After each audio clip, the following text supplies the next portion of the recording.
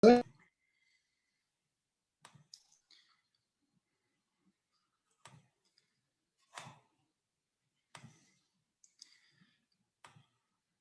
bien. ¿Se ve bien ahí? ¿Me escuchan, Cami? Se escucha, Sí, bárbaro. Bárbaro, perfecto. Bueno, en la clase de hoy vamos a ver el tema de la farmacodinamia y también vamos a hablar a grandes rasgos de los ensayos clínicos. ¿Ah? ¿Cuál es el propósito de la clase de hoy? Bueno, va a ser conocer y entender las posibles interacciones de los fármacos con los receptores. Vamos a ver que los fármacos, para hacer su efecto, en la mayoría de las veces tienen que unirse a los receptores, que se los va a explicar Camila.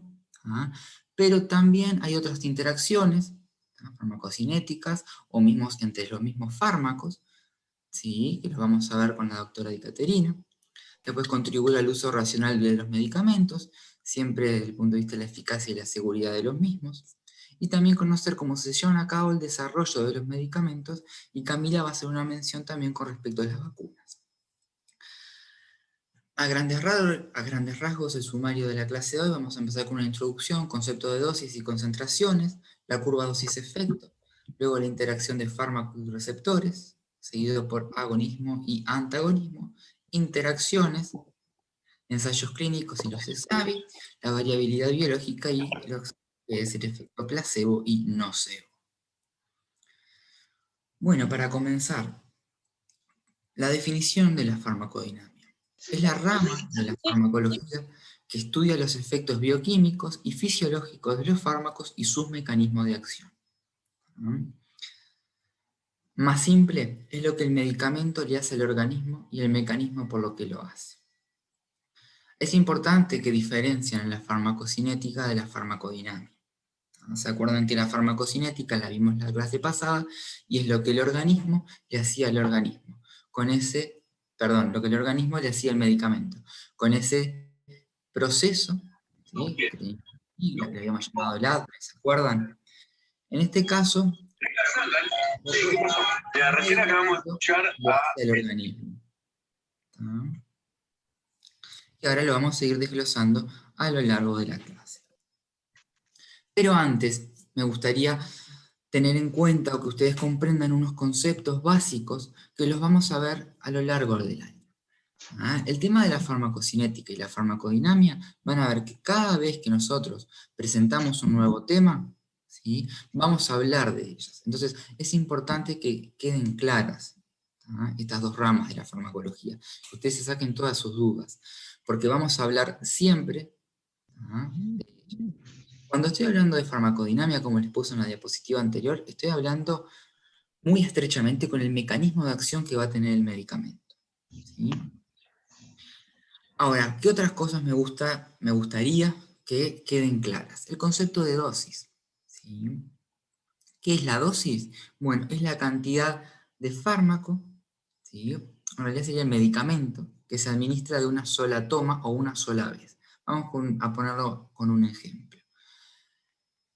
Imagínense que ustedes tienen una cefalea y van a tomar un analgésico antiinflamatorio. Bueno, que puede ser, por ejemplo, ibuprofeno 400 miligramos. O ácido acetilsalicílico 500 miligramos. Esa es la dosis. Ahora, si ustedes quieren instaurar un tratamiento, ahí viene el concepto de posología, que yo no se lo puse, pero cuando uno habla de la posología de los medicamentos, está hablando de qué dosis toma y cada cuánto tiempo. ¿Sí? Por ejemplo, supónganse en una infección, va a tomar el antibiótico X, tantos miligramos por 5 días. ¿Sí? Eso es cuando hablamos de posología. Ahora, la dosis la podemos expresar por la unidad de volumen o por peso. ¿Sí? 400 miligramos de ibuprofeno. Van a ver en odontología, ahora dentro de poco van a arrancar con los teóricos de cirugía. Bueno, los anestésicos locales tienen una forma farmacéutica líquida y se administran en cartuchos o carpules que vienen de 1,8 mililitros.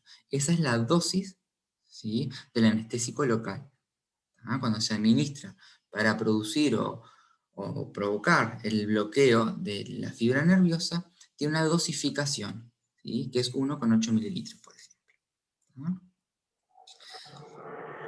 Bueno, cuando hablamos de concentraciones, y ahora se los voy a pasar a explicar en realidad con un gráfico a continuación, pero quería primero mostrarles estas definiciones. Cuando uno habla de concentraciones, tenemos concentraciones plasmáticas, ¿sí? Que es la concentración plasmática máxima, es la máxima concentración de medicamento que se obtiene en el plasma con la administración de una dosis determinada, ¿sí? Que se representa como un pico en una gráfica, ahora lo vamos a ver. Una concentración terapéutica, que por lo general es un rango, ¿sí? De concentración en la cual el medicamento produce el efecto terapéutico que estamos buscando. Una concentración tóxica mínima, que es el límite de concentración plasmática de un medicamento por encima del cual empiezan a aparecer los efectos tóxicos, ¿sí? Que esa concentración tóxica mínima es independiente, ¿verdad?, para cada medicamento, ¿sí? Y después concentración subterapéutica, que es el límite de concentración plasmática de un fármaco por debajo de la cual no se logran los efectos terapéuticos. Y para eso, para entender mejor estos conceptos, quiero que vean esta gráfica, ¿sí? Acá es la concentración plasmática y el tiempo en horas, ¿sí? Las abscisas hasta el tiempo, y desde el tiempo cero, concentración cero. Esto sí se administra un medicamento por la vía oral, ¿no? Este tipo de curva se da por vía oral. Entonces se administra, a medida que va transcurriendo el tiempo, empieza a aumentar, ¿sí?, la concentración plasmática, llegando a una concentración máxima, como ven acá, que es esta. Acá tienen una concentración efectiva mínima, o sea, a partir de que llega a esta concentración, en este tiempo, 7,5, es cuando el fármaco comienza a tener su efecto terapéutico. Y durante todo este tiempo, entre, supónganse que sea media hora y 3,5, de todo este tiempo el medicamento está actuando, está haciendo su efecto, ¿sí? Por eso se llama ventana terapéutica, ¿sí? Porque no es una concentración única y estática, sino que a medida que va pasando el tiempo y van pasando las etapas de la farmacocinética que vimos en la clase pasada, el fármaco empieza a metabolizarse para luego eliminarse y por supuesto empieza a descender la concentración plasmática, ¿sí? Y bueno, después tienen otra cosa, otro parámetro que será el área bajo la curva, que es la biodisponibilidad, ¿verdad? La cantidad de fármaco inalterado que llega al torrente sanguíneo, ¿sí? Y esta que ven acá es la concentración tóxica mínima, o sea, en este caso no llega, ¿verdad?, con esta concentración. Ahora, si yo aumento la dosis, ¿sí?, si en vez de tomar 400 miligramos de ibuprofeno, tomo 2600, ahí seguramente tengo un pico plasmático más alto y esté llegando a lo que es la concentración tóxica mínima y empiezan a aparecer los primeros efectos tóxicos, ¿sí? Muy bien. Bueno, ahora les continúa Camila.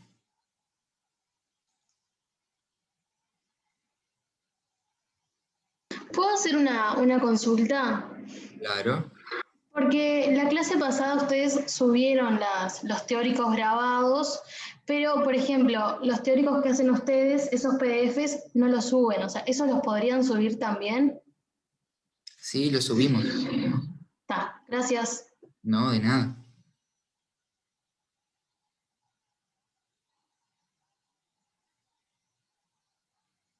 Ahí están viendo la pantalla. Sí. ¿Sí? Bueno, ahora vamos a hablar un poquito del fármaco y receptor. Como se acuerdan, la clase pasada vimos farmacocinética, hoy tocaba farmacodinamia. Van a ver que estos dos procesos que se dan son simultáneos, ¿sí? Y van a estar, van a darse de manera simultánea en el correr del tiempo, ¿sí? Para que el fármaco, ¿sí?, ejerza un efecto en el organismo, tiene que llegar a un receptor específico, ¿sí? vamos a ver que los efectos de la mayor parte de los fármacos van a ser consecuencias, ¿sí?, de estas interacciones que se van a dar entre el fármaco, ¿sí?, y componentes macromoleculares dentro del organismo que vamos a llamar receptores, ¿sí?, y que van a tener interacciones alterando funciones celulares. Como muy bien la clase pasada, no recuerdo qué compañero les dijo, cualquier fármaco que nosotros vayamos a prescribir, o que cualquier fármaco que nosotros tomemos por alguna razón médica, va a alterar función dentro de nuestro organismo, ¿sí? Eso les tiene que quedar muy claro y presente, ¿sí? Los medicamentos inhiben, ¿sí?, o aumentan funciones que ya existen dentro del organismo, ¿sí? No crean funciones nuevas, ¿sí? Entonces, de esa interacción receptor-fármaco, vamos a tener la respuesta terapéutica, ¿sí? Tenemos que los receptores, que los vamos a clasificar ahora un poquito más adelante, son estas macromoléculas que yo les nombraba recién, o complejos macromoleculares, ¿sí?, con los cuales van a interaccionar los fármacos, interactuar los fármacos, ¿sí?, y van a producir esta respuesta celular y cambio en función.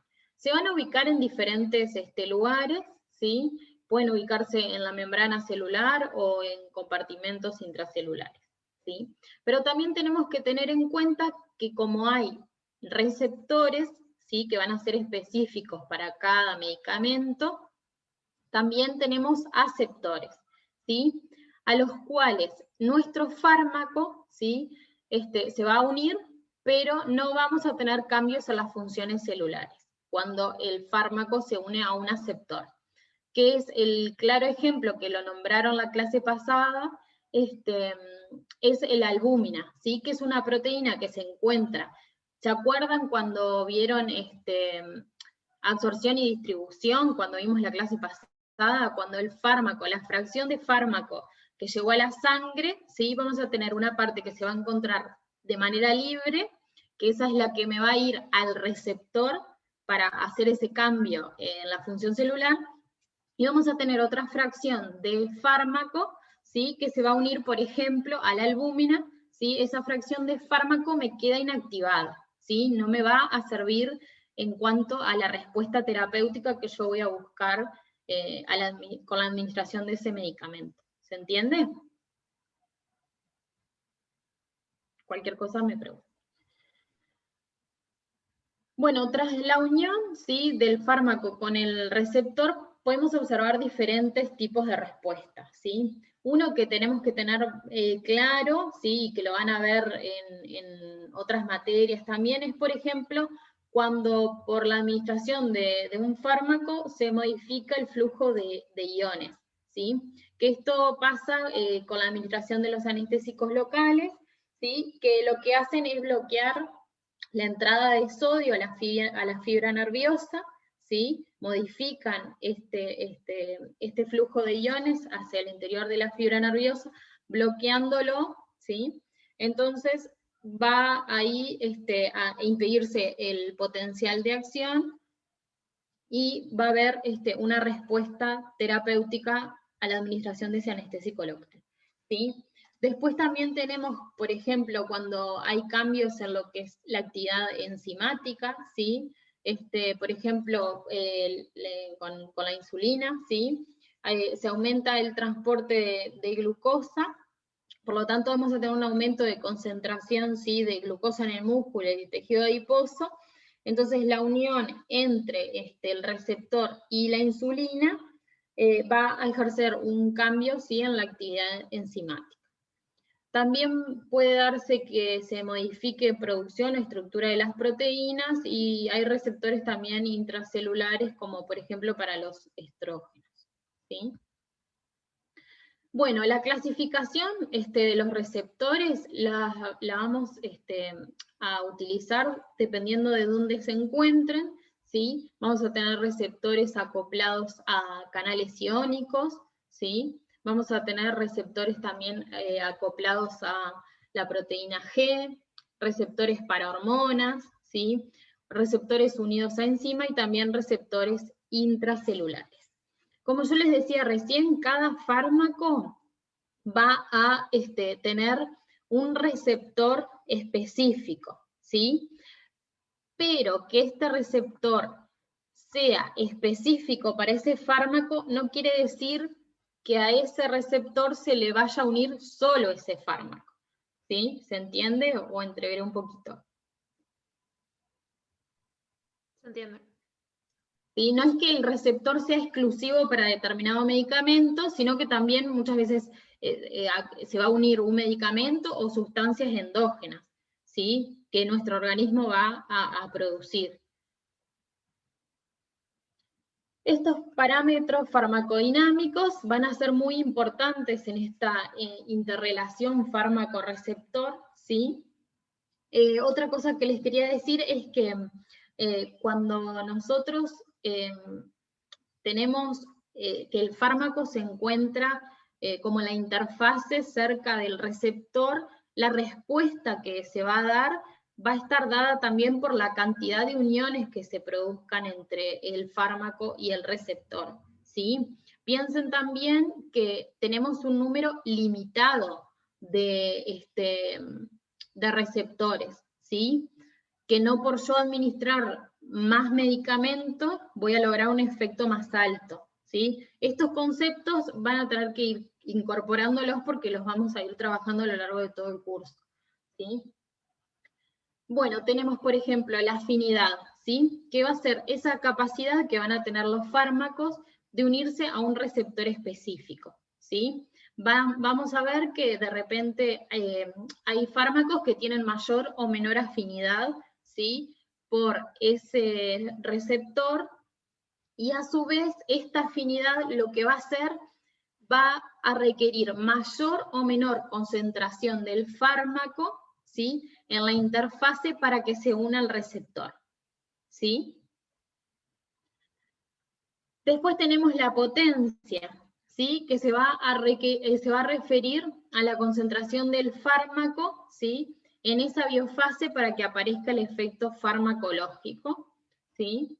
Después tenemos la actividad intrínseca, que va a ser la propiedad de los fármacos, que una vez unidos al receptor, sea capaz de generar un estímulo y así desencadenar una respuesta farmacológica, ¿sí?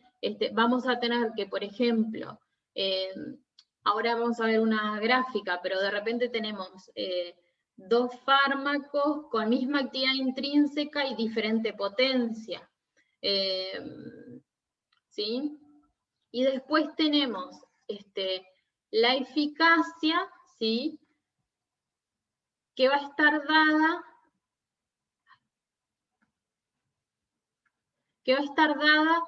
por la magnitud de los cambios producidos en el receptor, ¿sí? Por ejemplo, acá lo que les comentaba recién de esta gráfica. Ay, perdón, que estoy moviendo porque me tapa la imagen. Ahí. En este caso, no. Tenemos 4 fármacos, ¿sí? A, B, C y D, que tienen igual actividad intrínseca, ¿sí? Por eso tienen la misma, llegan al máximo efecto terapéutico, ¿sí? Tienen la misma... La misma ¿sí? eficacia o eficacia máxima. Exactamente, gracias René, ¿sí? Pero tienen diferente potencia porque necesitamos mayor concentración, ¿sí? En la biofase para el mismo efecto, ¿sí? Vamos a preguntarle a ellos cuál es el que tiene mayor potencia. A ver, ¿cuál les parece que es el más potente y por qué? El que requiere menos concentración. ¿Y cuál es de la gráfica? ¿Cuál sería? ¿Qué te parece? ¿El A? El A, muy bien, es el más potente, ¿sí? El D es el menos potente, porque necesito una mayor concentración del D para obtener los mismos resultados con respecto al fármaco A, ¿sí?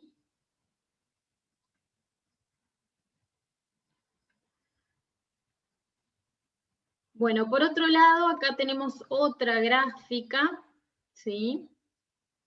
Donde tenemos la curva dosis-efecto, ¿sí? En esta gráfica, lo importante que tienen que entender ustedes es que a mayor pendiente, ¿sí? A ver si puedo hacerles un dibujo. Por ejemplo, si yo tuviera, cuanto mayor sea la pendiente, ¿sí? Mayor va a ser la potencia de ese fármaco, ¿sí? Tenemos, como algunos de los parámetros que les comentó Martín al principio, el máximo efecto siempre va a estar dado por cada medicamento particular, ¿sí? Pero todos van a tener un efecto máximo, ¿sí? La variación que va a estar dada, la vamos a ver ahora un poquito más adelante con Belén, pero es la variación que se puede dar de persona a persona, ¿sí? Hay factores que van a afectar tanto la eficacia como la seguridad de los medicamentos, ¿sí? Que van a variar de persona a persona, ¿sí?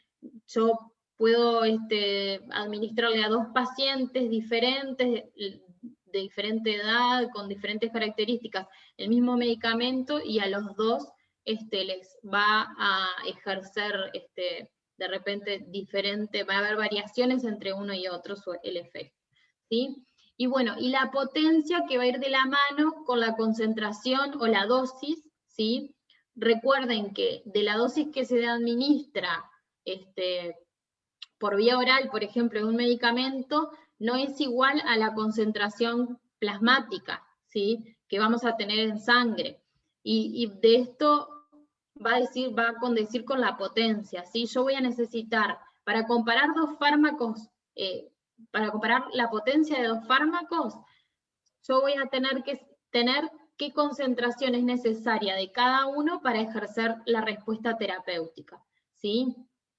Voy a tener que uno es más potente porque la concentración que yo necesito o la dosis que yo necesito es menor, ¿sí? Que con otro que se compare, ¿sí?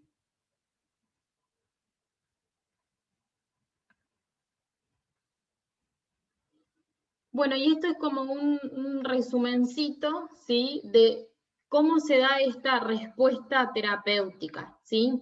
Para que el fármaco ejerza una acción específica, tiene que primero llegar al sitio de acción, ¿sí? Donde se encuentra el órgano blanco, ¿sí? Que le podemos decir biofase también, donde va a estar el receptor para ese medicamento. Después se va a unir a él, ¿sí? Y por ejemplo va a tener afinidad específica para ese receptor y se va a unir, ¿sí? Una vez que se une al receptor ese fármaco, va a producir esas modificaciones, ¿sí? Que van a desencadenar el efecto que se buscó con la administración de ese fármaco, ¿sí? Que ahí va a estar dada la eficacia o actividad intrínseca, ¿sí? Bueno, y ahora seguimos con Nacho. ¿Le quedó claro? Capaz estuve un poquito entreverada, no sé, René, si querés agregar algo. No, está bien. En estas cosas es importante que ellos participen. Claro está, ahora somos muchos. En los seminarios, capaz que cuando retomen el tema, vuelven a trabajar sobre y sobre la curva dosis-efecto, ¿no? Que exige mucho detalle. Pero creo que el concepto de potencia, sobre todo, quedó muy claro y es importante que lo tengan presente para cuando hablemos de agonistas y antagonistas. Así que, bárbaro, Camila, seguimos, Camila, seguimos. Efectivamente. Bueno, gracias René por el pie. Y gracias Perdóname. No, fue buenísimo, fue buenísimo. Bueno, buenas tardes a todos. Vamos a hablar un poco de fármacos agonistas y antagonistas. Ahora que tenemos más claro un poco los parámetros farmacodinámicos, vamos a explicar un poco lo que son los fármacos agonistas y antagonistas y espero que lo puedan entender bien. Primero que nada, vamos a comenzar definiendo lo que es un fármaco agonista, ¿verdad? Un fármaco agonista va a ser aquel fármaco que tenga por un lado la afinidad que les contaba Camila y les explicaba muy bien, y al mismo tiempo eficacia. O sea, que tenga la capacidad de unirse bien a ese receptor y que tenga la capacidad de desencadenar una actividad intrínseca, ¿verdad? Nosotros lo comparamos muchas veces con el efecto entre una cerradura y una llave. La llave actuaría como el fármaco que se une a la cerradura, que sería el receptor, y es capaz de activarla o abrirla muy bien.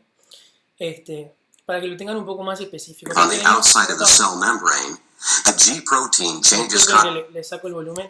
Y les muestro también un ejemplo de un receptor acoplado a proteína G, uno de los receptores que les contaba a mis compañeros.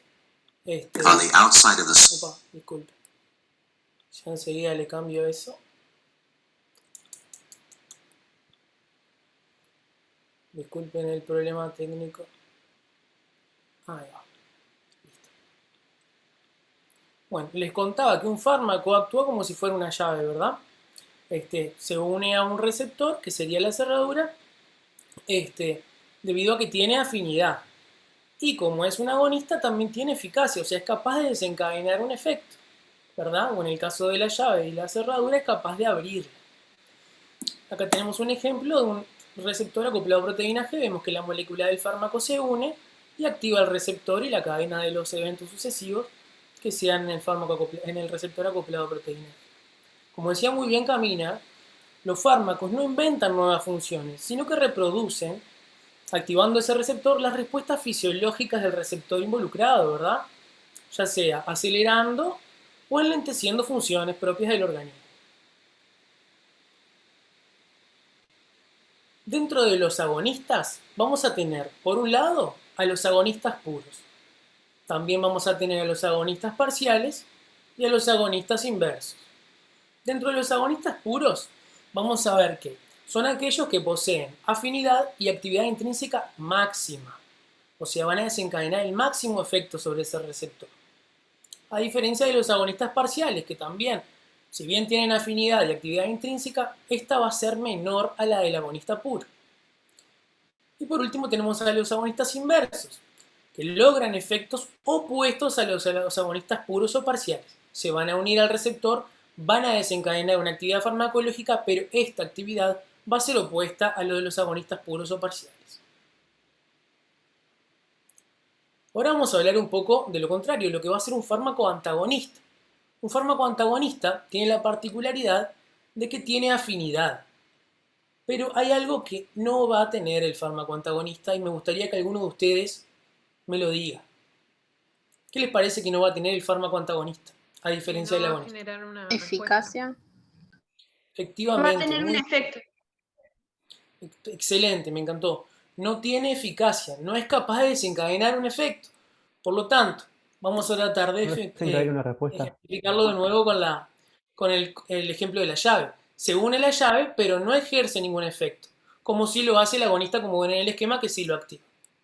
¿Verdad? Se dice que no posee actividad intrínseca. Ahora vamos a hablar un poco de los diferentes tipos de antagonismo. Porque no van a ser uno solo, sino que van a ser varios. Acá les esquematicé una membrana plasmática con sus receptores, ¿verdad? Y vamos a comenzar explicando el antagonismo denominado competitivo. Y quiero que me presten mucha atención porque esto parece un poco complejo, pero no lo es, y vamos a intentar entenderlo entre todos. El antagonismo competitivo, vamos a ver, me voy a tratar de armarlo como un esquemita para que lo entiendan. Tenemos representado un agonista con ese iconito, el antagonista y un receptor, ¿verdad? Ven que en la membrana plasmática ubicada a la derecha tenemos receptores, ¿verdad? Receptores de membrana. Vemos que en la biofase de los receptores tenemos fármaco agonista, representado con el cuadrito verde. Vemos que cuando el agonista está en la biofase del receptor, como tiene afinidad, tiene la capacidad de unirse al receptor específico. Y como es un agonista, también tiene eficacia, por lo tanto genera una actividad, un efecto farmacológico, tiene actividad intrínseca. Pero ¿qué sucede cuando yo introduzco el antagonista en la biofase del receptor? Y este antagonista, o las moléculas del mismo, superan la cantidad de agonista, como pueden ver en el esquema. Ven que la cantidad de antagonista es mayor que la de agonista, ¿verdad? ¿Qué sucede? El agonista es desplazado del receptor y el que se le une va a ser el antagonista, que como dijimos previamente, tiene afinidad, ¿verdad? Pero algo muy importante de este tipo de antagonismo es que vean que una vez que el antagonista está unido al receptor, evita que el agonista se una. Pero este antagonismo tiene otra particularidad más que es muy importante, es que si yo aumento nuevamente las concentraciones de agonista, superando las concentraciones de antagonistas en la biofase, el antagonista es desplazado del receptor, permitiendo que el agonista se vuelva a unir y generando un nuevo efecto o generando actividad intrínseca. Por lo tanto, se le denomina un antagonismo superable o reversible. Esto es muy importante que lo entiendan. Profe, y en el caso de que sean de iguales cantidades, no puede pasar.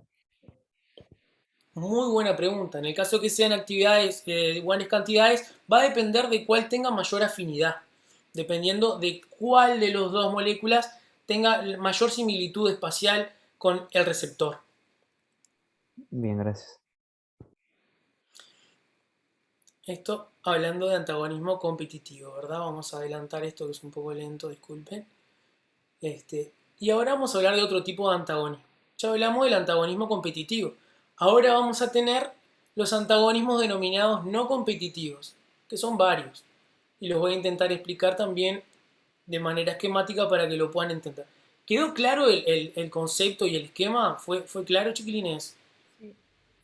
Si fue claro y no tienen dudas, podemos continuar.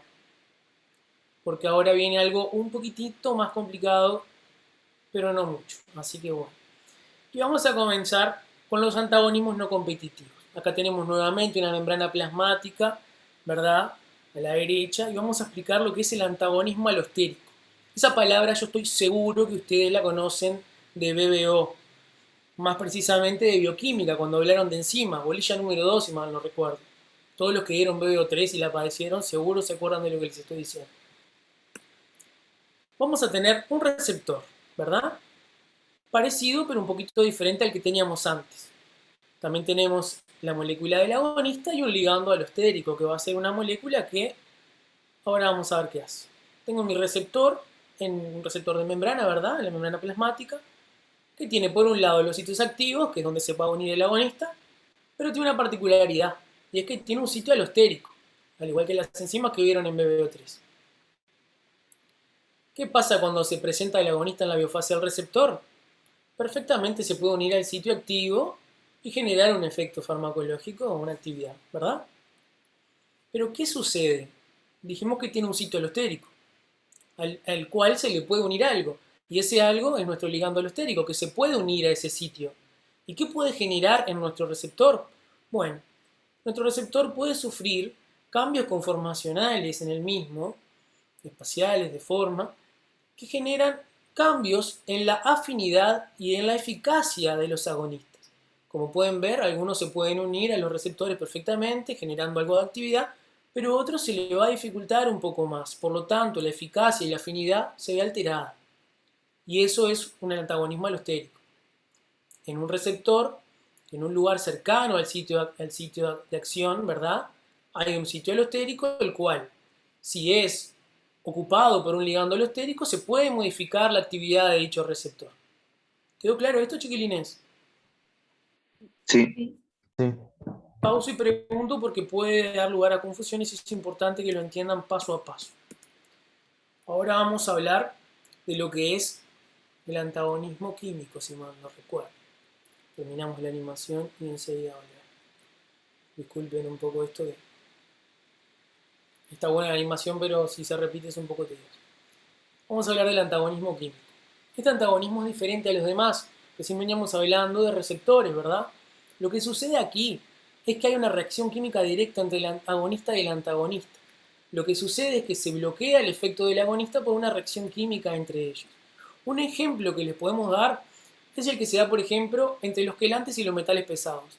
Algunas personas pueden verse intoxicadas por algunos metales pesados, como por ejemplo el plomo, el aluminio, el cadmio, el mercurio, el cobre, el plomo. Y bueno, una de las terapias o una de la terapéutica que se le aplica de urgencia al paciente es la utilización de quelantes para desintoxicarlos, ¿verdad? Algunos quelantes muy conocidos, por ejemplo, el LEDTA, que también lo van a ver en odontología, que también se utilizan algunas cosas, tiene una característica. Estos metales pesados, cuando ingresan al organismo y el organismo queda intoxicado por estos metales, hay que eliminarlos de alguna manera, porque si no la persona se puede intoxicar gravemente y es muy grave, muy severo este cuadro. Entonces, ¿qué es lo que se utiliza? La utilización de quelantes. El quelante, como dice su nombre, genera una reacción de quelación. O sea, el quelante se une por un enlace electroquímico bastante fuerte, algunos con enlaces covalentes, que como ustedes saben son muy fuertes, a estos metales, generando que estas moléculas sean más hidrosolubles y más fáciles de eliminar, ¿verdad? O sea, hay una reacción química entre mi agonista, que puede ser el plomo, el aluminio, el mercurio, lo que sea, y el quelante, ¿verdad? Se van a unir y van a facilitar la eliminación. Eso es un antagonismo químico. Y por último, pero no menos importante, tenemos el antagonismo fisiológico, o algunos autores lo denominan como funcional. El antagonismo fisiológico se va a producir cuando dos fármacos interactúan con receptores diferentes. Pero estos receptores diferentes desencadenan funciones contrapuestas. O sea, el antagonismo va a ser a nivel funcional, a nivel fisiológico. Las funciones que van a desencadenar van a ser diferentes. Vamos a tratar de explicarlo con algún ejemplo. Un ejemplo muy característico y muy utilizado por nosotros cuando damos las clases, porque les queda bastante claro y conocen de esto, de las BBO, es lo que se da entre la histamina y la adrenalina. La histamina, que tal vez no la dieron tanto, es una amina endógena que participa en reacciones de la inmunidad inespecífica, en la inflamación, en algunos fenómenos de alergia, que tiene una actividad a varios niveles del organismo. Por ejemplo, uno de los efectos que desencadena es la vasodilatación generalizada en el organismo, ¿verdad? Como pueden ver, el vaso se dilata, ¿verdad? Y esto lo logra la histamina uniéndose a sus receptores específicos, que van a ser los receptores H1 y H2. Los receptores H1 y H2 para histamina, cuando son estimulados por esta misma histamina, que es una amina endógena, lo que generan es una relajación del músculo liso vascular, o sea, dilatan la luz arterial o venosa, generando un aumento en la irrigación sanguínea, ¿verdad? Pero ¿qué pasa con la adrenalina? La adrenalina, seguramente ustedes ya lo sepan, es un muy potente vasoconstrictor, genera una constricción de la luz del vaso. ¿Pero cómo lo hace? Lo hace actuando sobre receptores diferentes, para los receptores alfa-1 en este caso, ¿verdad? Se une a un receptor diferente, generando una función contrapuesta a la de otra sustancia como la histamina que actúa en otro receptor. Esto es un poquito más entreverado, pero espero que lo hayan podido entender. ¿Quedó claro? Si no, lo volvemos a explicar. Y es importante que lo entiendan porque esto lo van a ver varias veces en el curso. Sí, sí. ¿Quedó claro? Perfecto. Bueno. Esto en cuanto a antagonismos y agonismos. Acá le dejo la literatura y se las adjuntamos al final en el PDF. ¿No? Ahora continúa mi compañera.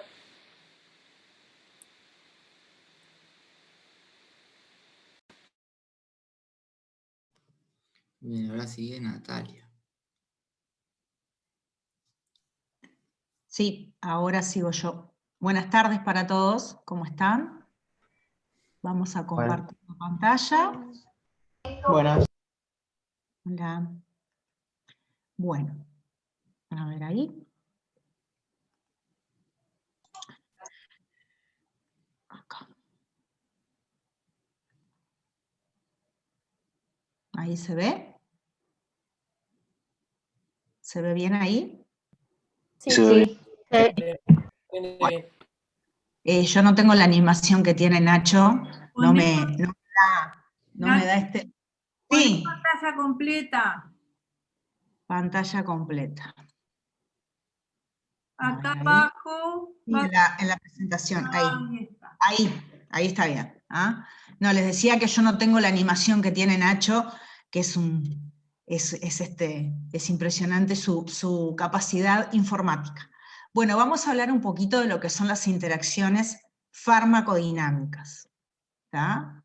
Que tiene que ver un poco con todo lo que veníamos hablando, que venían hablando los compañeros de los receptores, de la biofase y de los órganos efectores.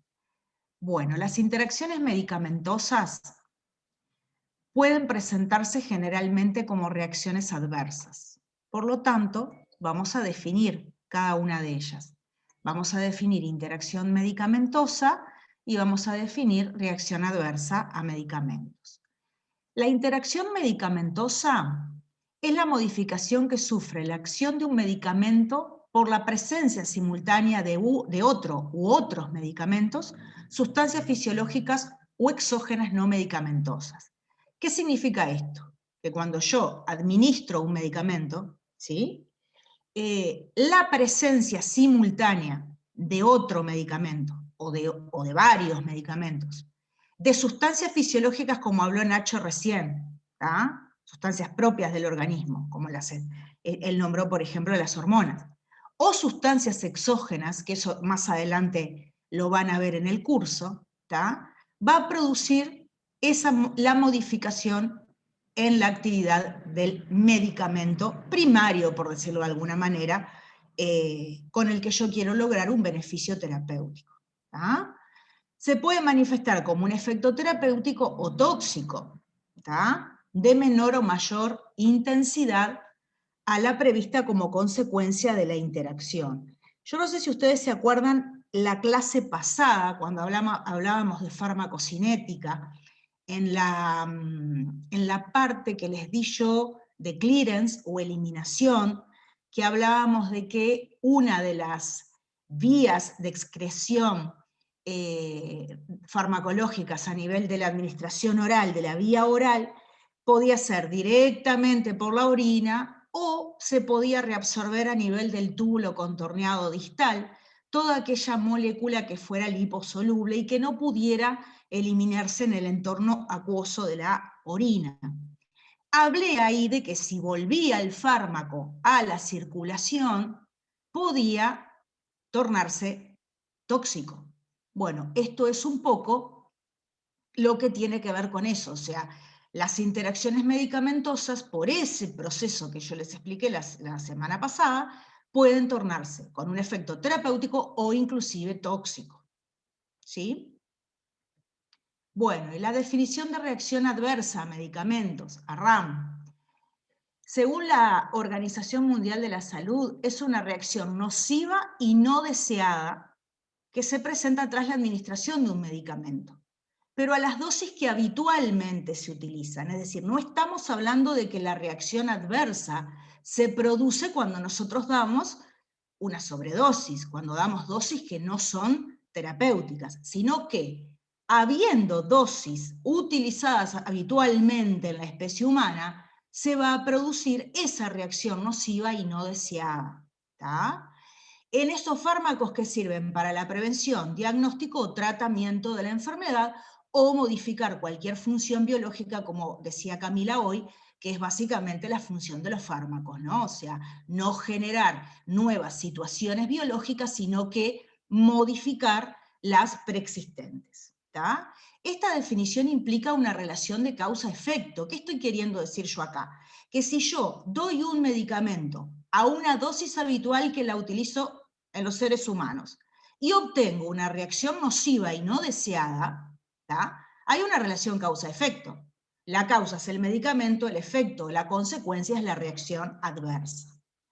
En la actualidad, ¿tá? La definición original, esta que acabamos de ver, es como que se dividiría en dos partes y dejaría para hablar de efecto no deseado atribuible a la administración de tal fármaco o fármacos, ¿tá? Y reservar la definición original de la OMS para el concepto de acontecimiento adverso, ¿tá? El cual no implica necesariamente el establecimiento de la relación causa-efecto.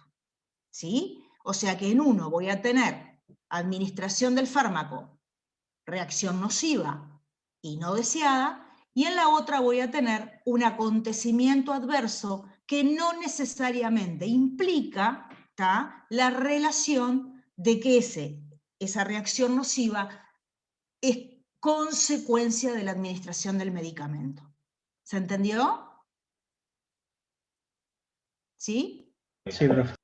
Bien. Sí. Acá tenemos otra bárbaro. Acá tenemos otra definición que es un poquito más vieja, ¿no? Del año 2013, esto es en España, y dice que la reacción adversa es cualquier respuesta nociva y no intencionada a un medicamento que incluye cualquier reacción adversa derivada del uso, de cualquier uso al margen de los términos de la comercialización, abuso y errores en la medicación. Esto tiene mucho que ver con lo que es farmacovigilancia, que ustedes van a tener un teórico y una clase de farmacovigilancia. Habla más de los aspectos legales, habla más de todo lo que tiene que ver con la comercialización de los fármacos, y de todo lo que tiene que ver con la vigilancia, como dice la palabra. Pero es una respuesta, nociva y no intencionada, y está muy apropiado el término no intencionada, porque cuando un clínico indica o prescribe un fármaco, evidentemente que en su intención no está que el paciente tenga una reacción adversa. ¿Sí? ¿Seguimos? ¿Está todo claro hasta acá? Bueno. Sí. ¿Sí? Sí. Bien, muy bien. Bueno, las interacciones medicamentosas pueden ser de tres tipos: farmacéuticas, farmacocinéticas y farmacodinámicas. Vamos a hablar básicamente de las farmacodinámicas, que es en el capítulo en el que estamos hoy, pero tenemos que también tener en cuenta y definir rápidamente las otras dos. Las interacciones medicamentosas farmacéuticas son aquellas que se dan cuando hay una incompatibilidad físico-química de los componentes de los fármacos. Es decir, yo no puedo colocar en una misma tableta o en un mismo comprimido dos antibióticos, por ejemplo, porque molecularmente, porque físico-químicamente no son compatibles. O no puedo colocar en una solución de suero que se va a administrar por vía parenteral intravenosa dos componentes determinados, o sea, dos fármacos determinados, porque químicamente son incompatibles. Las interacciones medicamentosas desde el punto de vista farmacocinético, o las farmacocinéticas, tienen que ver con la sigla LADME, que fue lo que hablamos la semana pasada. ¿Recuerdan lo que significaba la sigla LADME en farmacocinética? Sí. A ver, ¿alguien me lo puede decir? Absorción, distribución, metabolización, y la E no me acuerdo. Excreción. Excreción. O eliminación, perfecto. Recuerden que en la M de metabolización también pueden encontrarlo como biotransformación.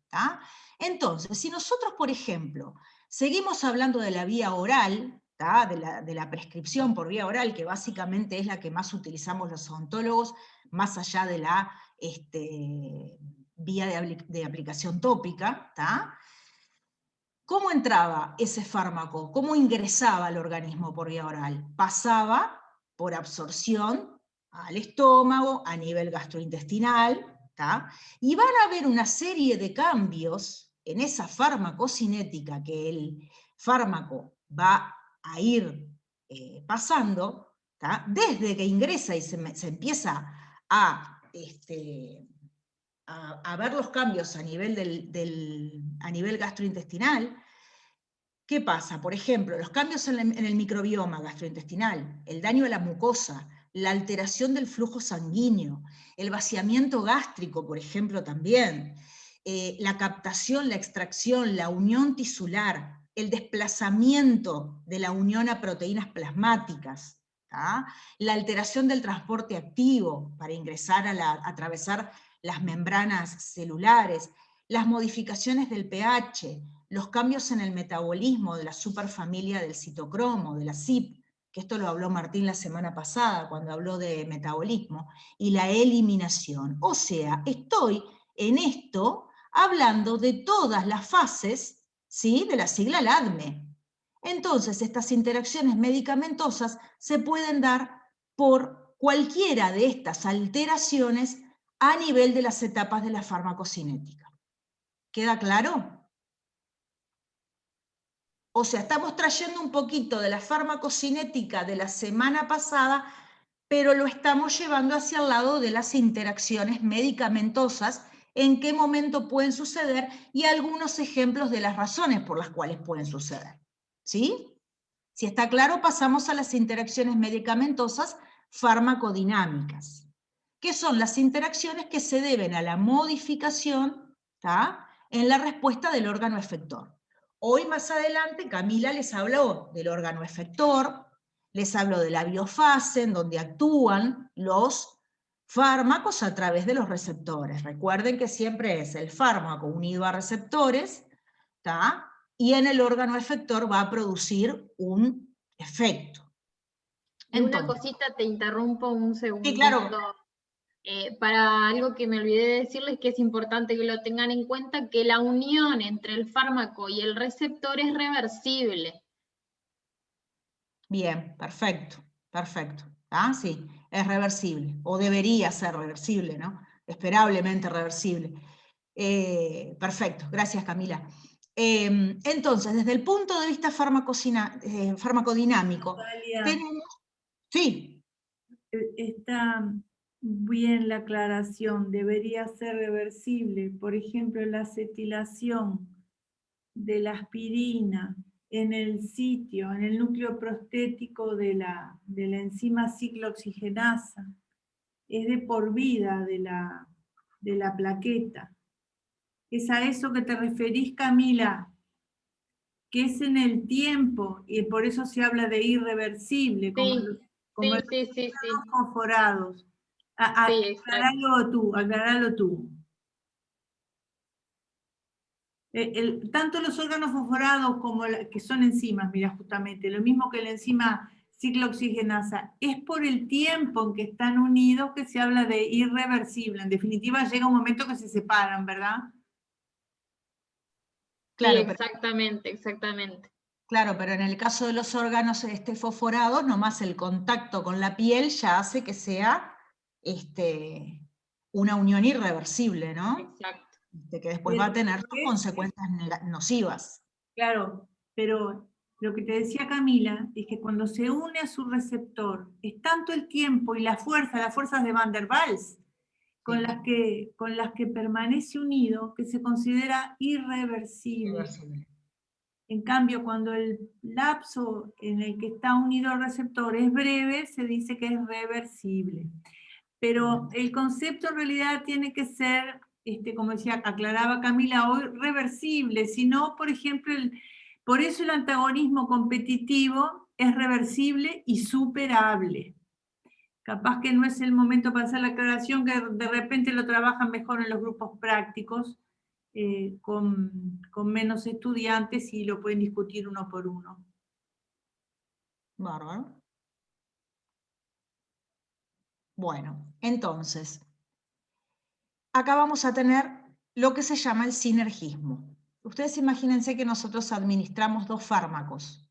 ¿Cuándo decimos que son sinérgicos? Cuando los efectos obtenidos por la administración de los dos fármacos son iguales o superiores a la suma de sus efectos individuales.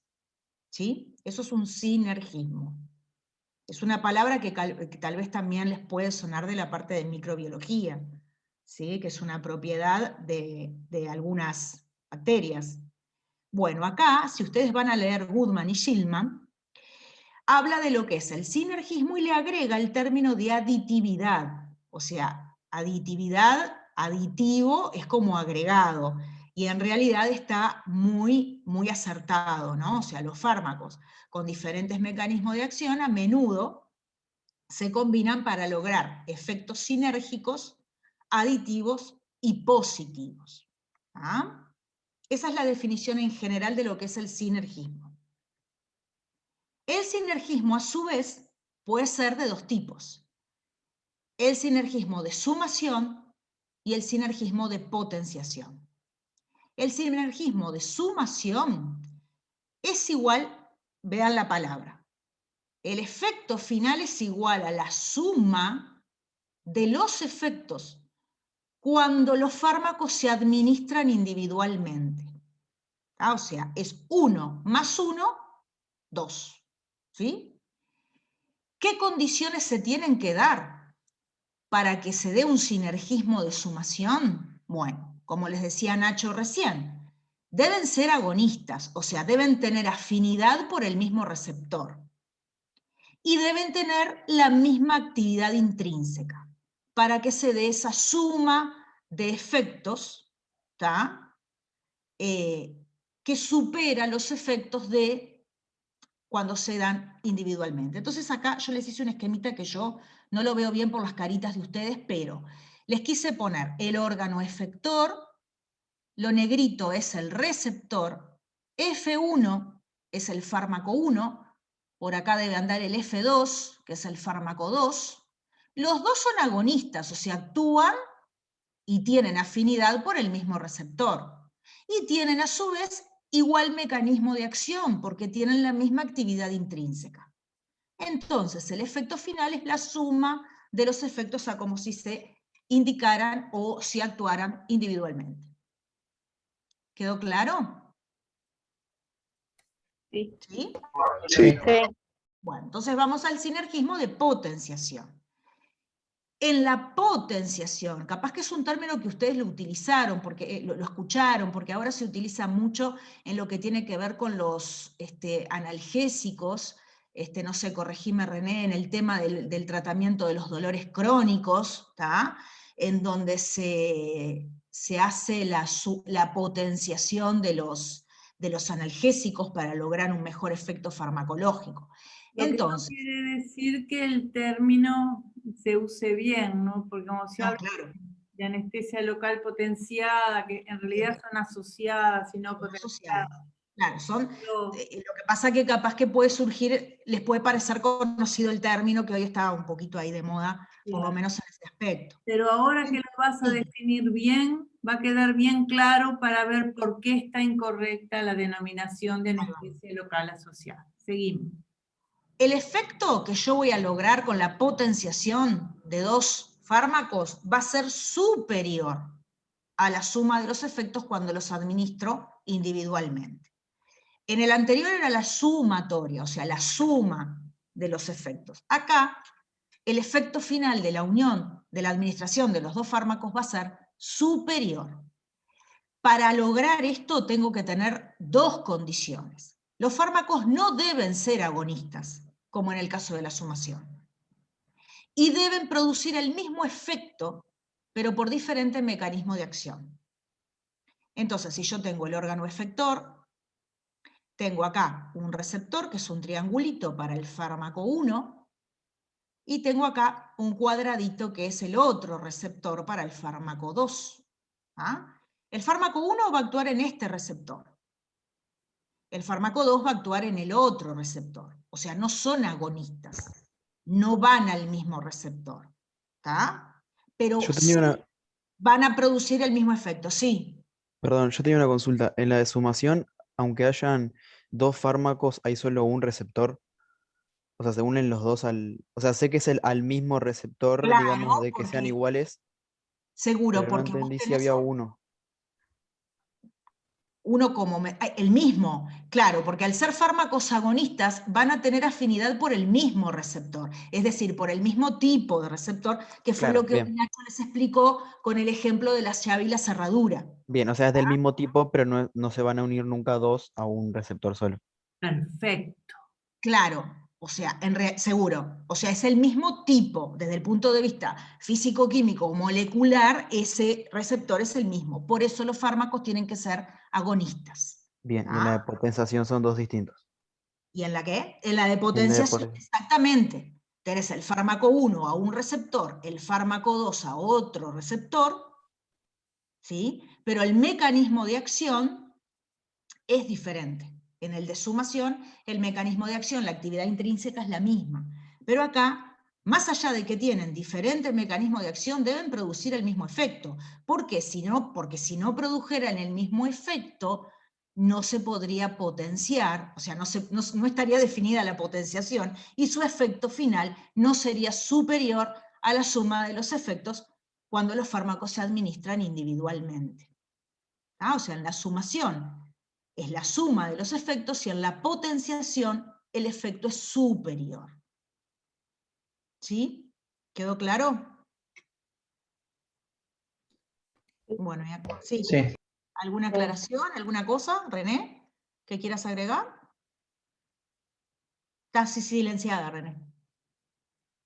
Yo hablo sola. Y en el antagonismo, el muchacho que intervino recién. Tú hablaste de potenciación y hablaste de sumación, ¿verdad? De sinergismo y de potenciación. Y para que funcione el antagonismo,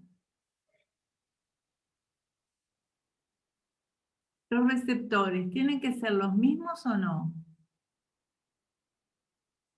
Estoy repasando lo que dijo Nacho. Lo que dijo Ignacio, sí.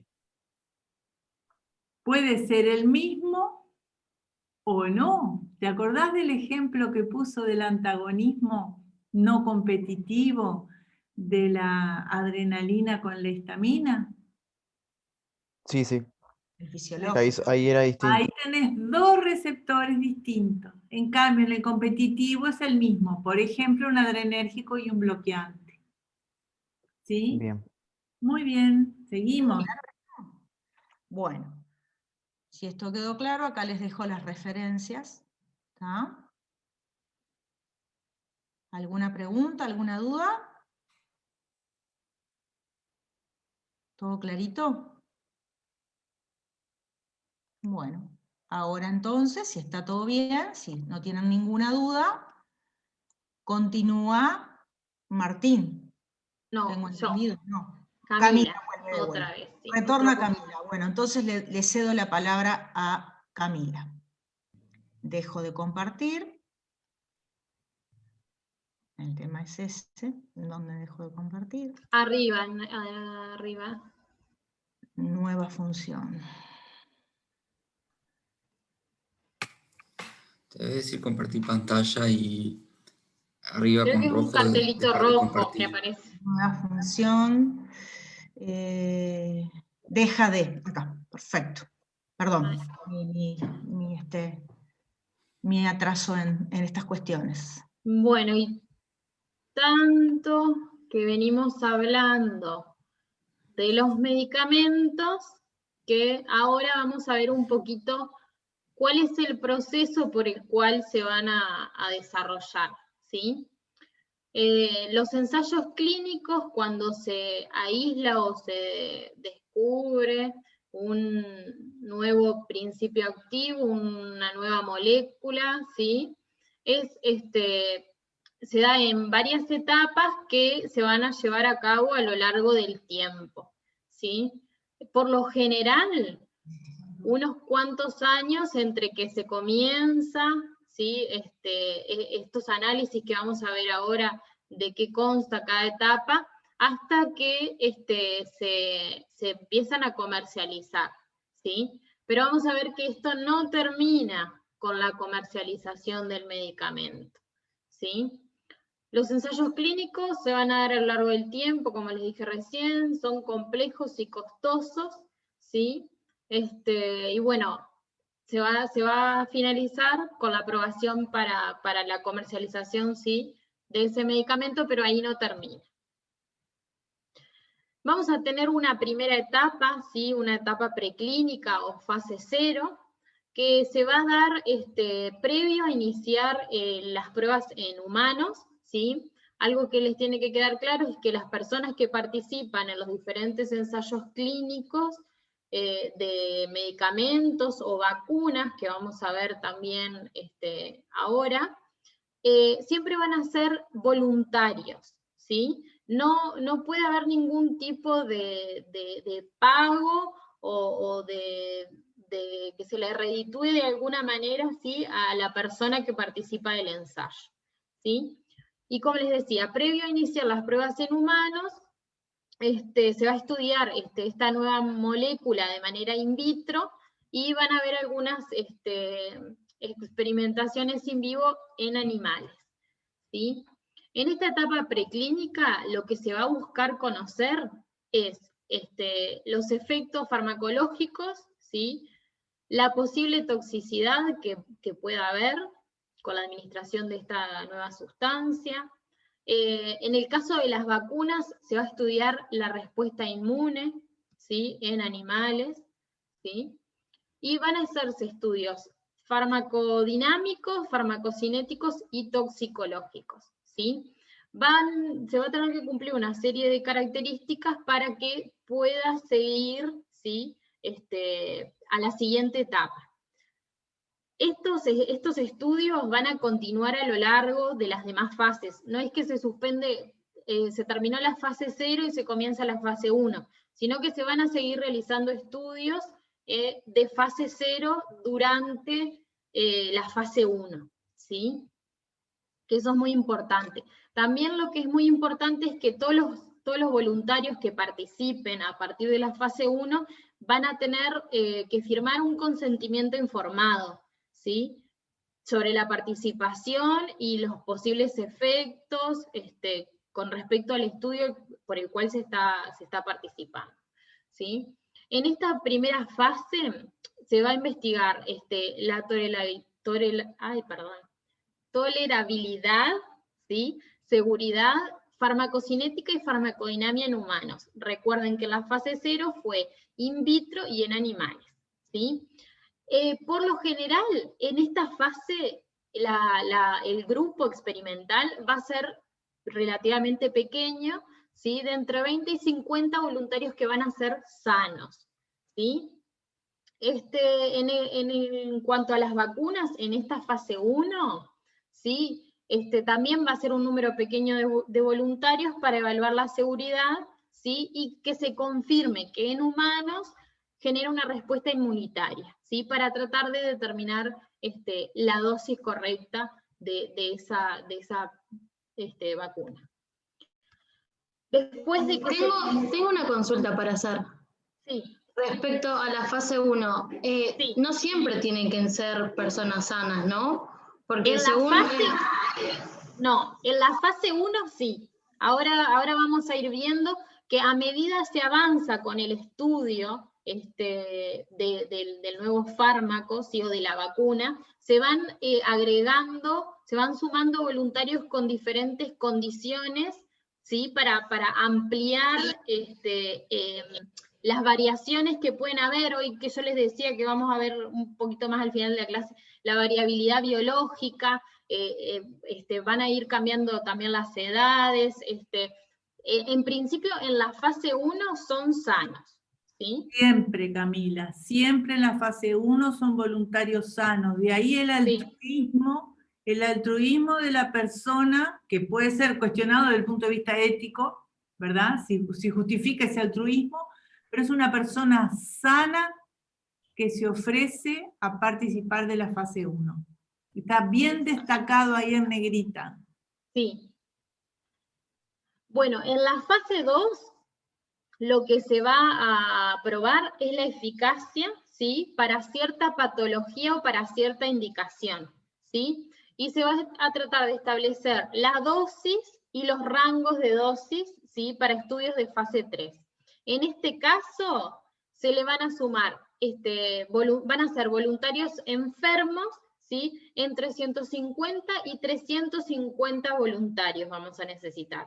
Si, por ejemplo, yo estoy probando un nuevo fármaco para una patología cardíaca, bueno, las personas que van a participar dentro de los estudios de fase 2 van a ser con esa patología, ¿sí? En cuanto a lo que es el desarrollo de la vacuna, lo que se va a buscar evaluar es cómo se comportan los diferentes grupos etarios y diferentes formulaciones que puedan existir de la vacuna. En la clase que viene lo vamos a ver un poquito más en profundidad, pero piensen que las vacunas van a contener ay, no me sale la palabra, pero lo que nos va a producir la inmunidad, el antígeno, ahí, el antígeno, ¿sí? Pero también va a tener excipientes, como en los medicamentos, ¿sí? Van a haber diferentes sustancias que van a componer esa vacuna que van a estar siendo evaluadas también en esta etapa, ¿sí?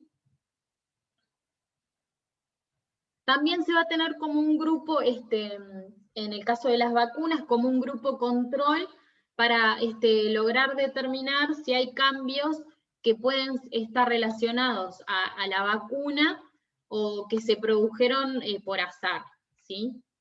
Como un grupo control. Después tenemos en la fase 3 para los medicamentos, esta va a ser la última etapa, ¿sí? En la cual se van a realizar estudios y ensayos previo a que se comience su comercialización y su aprobación, ¿sí?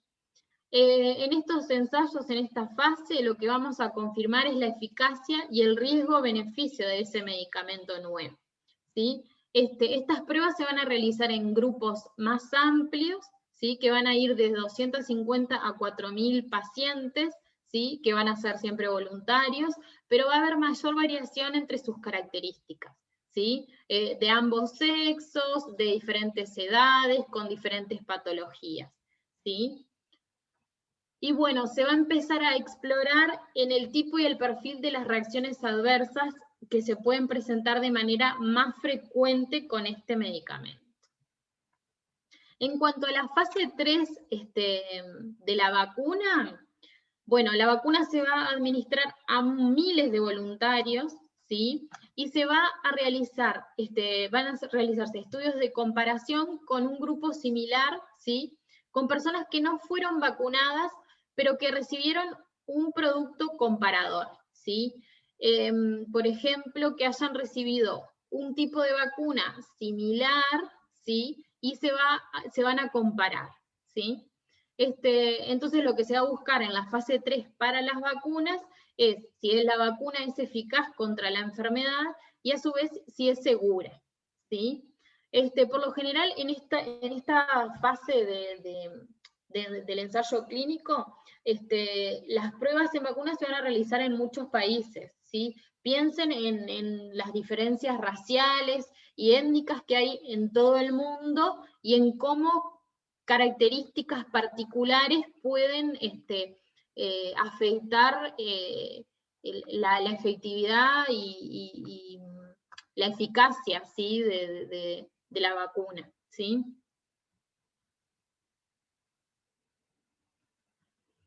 Y bueno, la fase 4, ¿sí? Que es en la que comienza a comercializarse el medicamento, ¿sí? Se va a evaluar riesgo-beneficio en condiciones reales, ¿sí? Efectos adversos raros, porque piensen que una vez que el medicamento se empieza a comercializar y a administrar para determinada patología, ¿sí?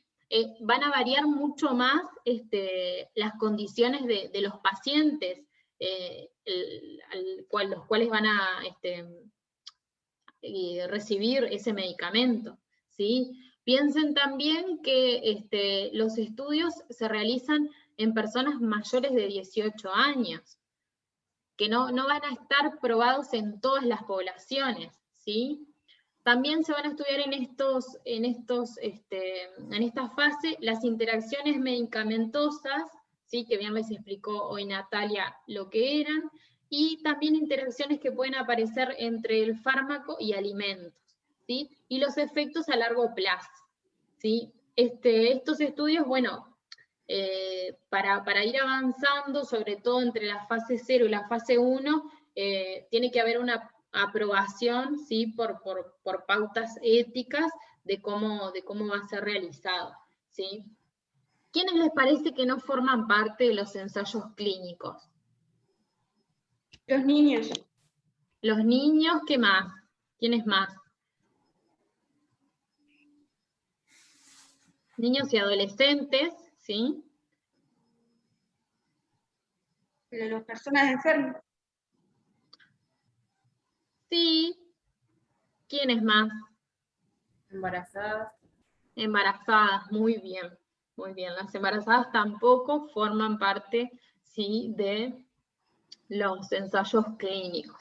Por eso es que en esta fase, lo que yo les decía, son las condiciones reales del medicamento, ¿sí? Porque de repente se lo prescriben a una embarazada donde no fue probado previamente, ¿sí? Por eso hay que siempre estar atentos a las reacciones adversas que puedan aparecer para notificarlas, pero eso es tema de la próxima clase. Y las mujeres antes tampoco participaban, hace poquito que participan. Es verdad, muy bien, Martín. Antes eran solo los hombres de entre 18 y 60 años. Imagínense la cantidad de variabilidades que se estaban perdiendo dado por alto, ¿verdad? Porque que no se pruebe un medicamento, a veces en ciertos momentos o etapas de los estados fisiológicos que tiene una mujer, por ejemplo, es importante. Es importante. Exactamente. Hoy Y piensen que... Perdón. Sí. No. Que hoy, por ejemplo, pero ahora vas a hablar de los ESAVI. Sí. Ah, está. Entonces después hablar. Bueno. Que tengan presente también que tanto el desarrollo, por ejemplo, de las vacunas, por lo general demoran entre 4 y 7 años, ¿sí? Que, por ejemplo, con la pandemia que se está viviendo por el coronavirus, ¿sí?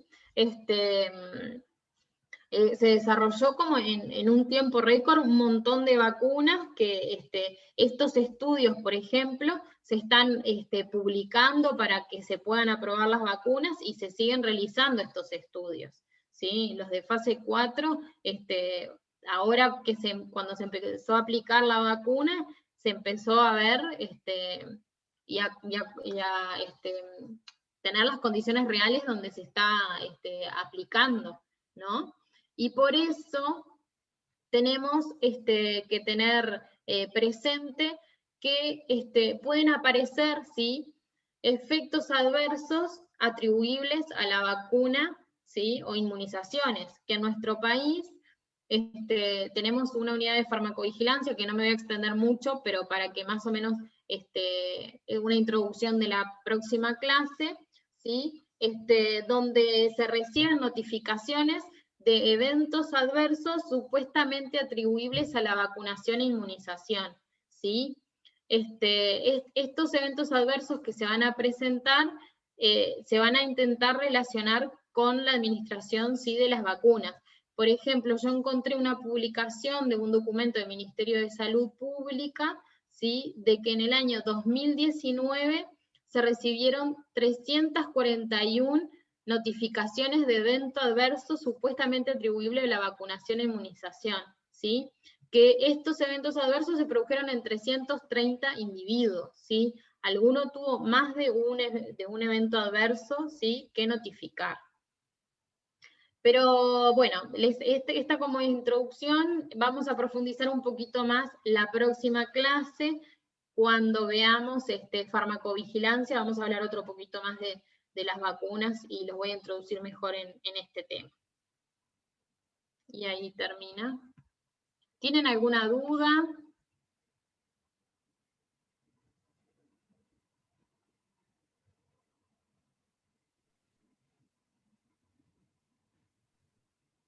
No.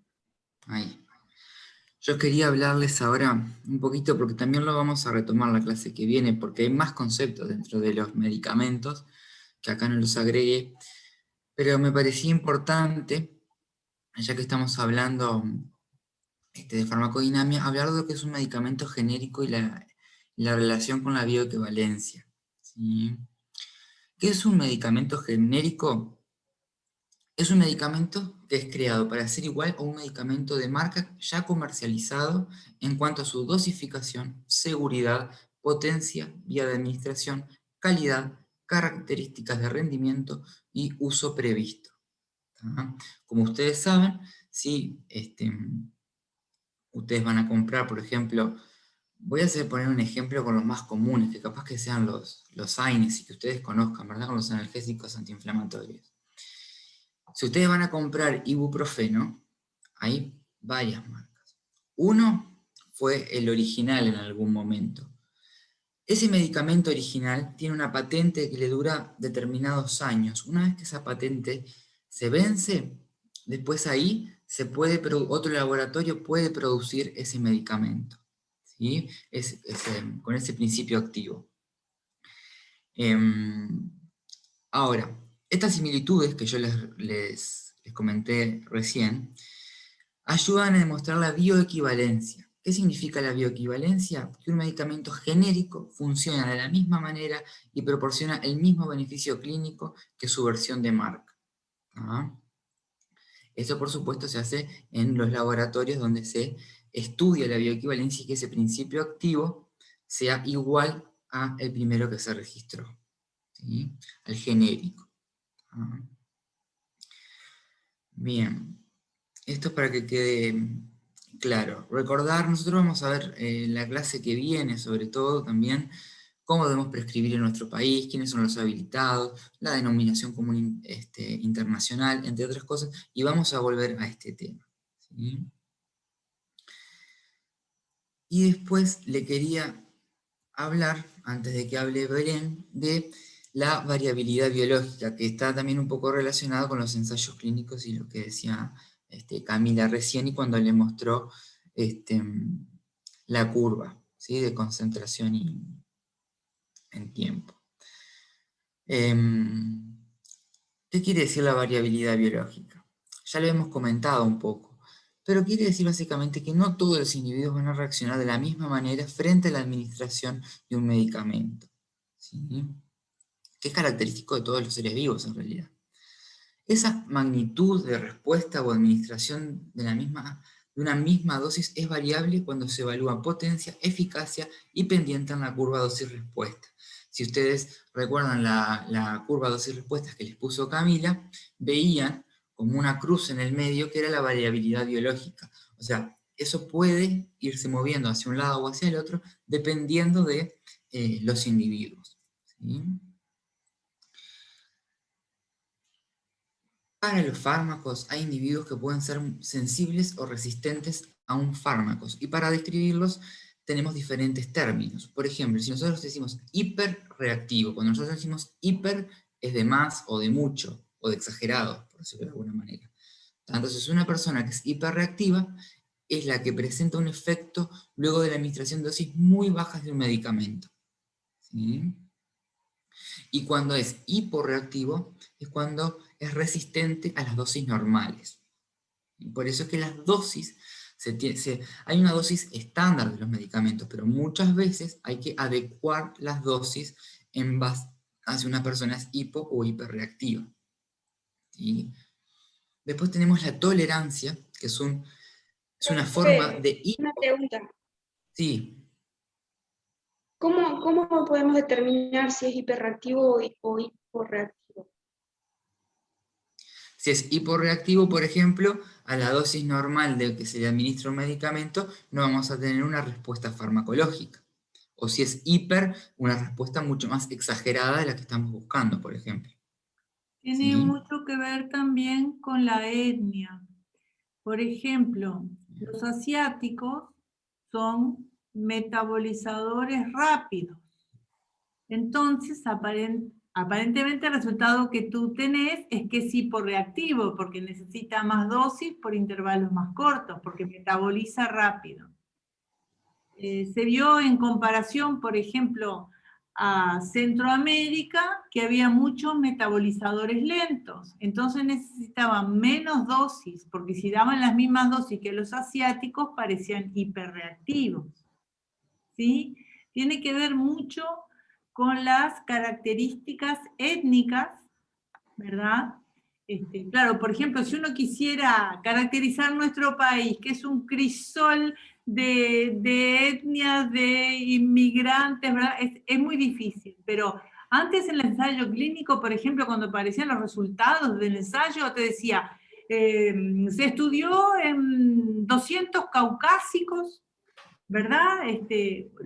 Los que han leído artículos frecuentemente van a ver que se define siempre la etnia o el grupo o la región o el origen de la población sobre el cual se hace el estudio, justamente por la variabilidad biológica. Martín, te iba a preguntar acá cuando vas a hablar de tolerancia. Esto se... Ahora la voy a, sí, la voy a, ahí está, la voy a diferenciar con tolerabilidad. Y que no es lo mismo a la tolerabilidad que yo les dije que se evaluaba en las fases del ensayo clínico. La tolerancia, ¿sí?, es, por decirlo de alguna forma, una forma de hiperreactividad adquirida como resultado de la exposición al fármaco. ¿Ah? Si esta tolerancia se desarrolla muy rápido, se denomina taquifilaxia. Por ejemplo, las benzodiazepinas, ¿sí?, que son, por ejemplo, el diazepam, alprazolam, midazolam, entre otras, generan tolerancia, ¿sí? Después de que el paciente está tomando por determinado periodo de tiempo, es necesario aumentar la dosis para poder producir el mismo efecto.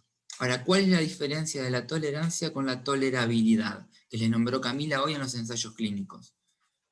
¿Qué es la tolerabilidad?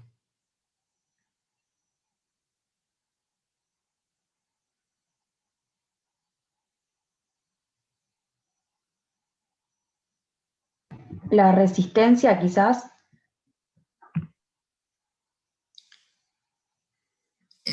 La palabra resistencia me gustaría usarla más para lo que describimos recién de tolerancia, capaz. Capacidad para no recibir efectos adversos, capaz. Bueno, puede ir más de la mano. Acuérdense que ningún fármaco está exento de los efectos adversos. ¿Sí? Puede ir más por ese lado. La tolerabilidad, como dice la palabra, es como tolera, ¿sí?, por ejemplo, del punto de vista gastrointestinal, La capacidad del fármaco. También está relacionado. Perdón. ¿Sí? No, está bien, está perfecto que participen. La tolerabilidad es cómo esa persona, no sé qué otra palabra, un sinónimo de tolerar podríamos usar, pero cómo recibe o cómo... ¿Cómo acepta? ¿Cómo acepta? Asimila. Está muy bien, es un buen sinónimo, cómo acepta a ese medicamento, ¿sí? Que las dos palabras son similares y nunca se las confundan, ¿sí? Tolerancia con tolerabilidad, porque pues va a venir a veces el visitador médico y les va a decir, sírvanse este analgésico que tiene una tolerancia bárbara para el paciente, y ustedes le van a decir, pero ¿cómo? No entiendo. Bueno, no, es tolerabilidad la palabra correcta, ¿sí? Cuando nos vamos a referir a algún evento desafortunado como que tenga un problema gastrointestinal, entre otras cosas, ¿no? Muy bien. Y después otra reacción, ¿sí?, es la idiosincrasia. En farmacología es una respuesta normal a un fármaco independientemente de la dosificación e intensidad del efecto. ¿Qué es importante tener en cuenta? No confundir este término de idiosincrasia con alergia o hipersensibilidad, ya que las mismas requieren de la exposición previa del individuo con el fármaco para que la respuesta normal se produzca. Esto después nosotros lo vamos a ver cuando veamos en el segundo semestre la parte de farmacología de la alergia, y ustedes después también lo van a ver en fisiopatología y demás, pero, como capaz que algunos saben, para que se haya una respuesta alérgica tiene que haber un contacto previo, no se da en el primer contacto, sino en la segunda vez, o más adelante. Podemos tener una alergia en cualquier momento de la vida a cosas que no éramos alérgicos antes tampoco, ¿sí? Pero la idiosincrasia se da, por ejemplo, sin ninguna exposición previa. ¿Ah? Eso es lo importante. Martín, vamos Sí, a volver a tolerancia. Sí. Hoy les hablaba de hiperreactividad, hiporreactividad y lo relacionaba con la metabolización. Entonces yo quisiera saber si ellos me pueden explicar o si tienen alguna idea de cómo relaciono la tolerancia con la metabolización. Les nombraron algo de eso en la primera clase. A ver si alguno recuerda. ¿Cómo podría relacionar yo la tolerancia y la metabolización? ¿Qué pasaba con la metabolización de los fármacos? Se los dije yo en la clase pasada.